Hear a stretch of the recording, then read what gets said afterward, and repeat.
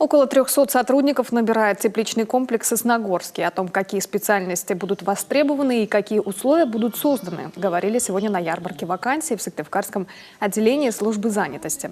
Больше всех потребуется овощеводов – 140 человек. Профессия как для мужчин, так и для женщин. Здесь одно важное условие – соискатели должны будут пройти обучение на базе Коми-республиканского агропромышленного техникума. При этом по необходимости предоставляется общежитие. Также требуются рабочие по обслуживанию зданий, по защите растений, инженерно-технический персонал.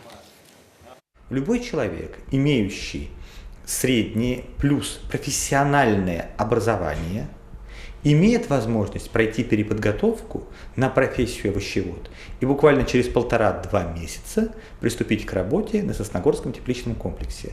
Мы организовали все возможное, чтобы люди, население Республики Коми, прошли подготовку по профессии овощевод.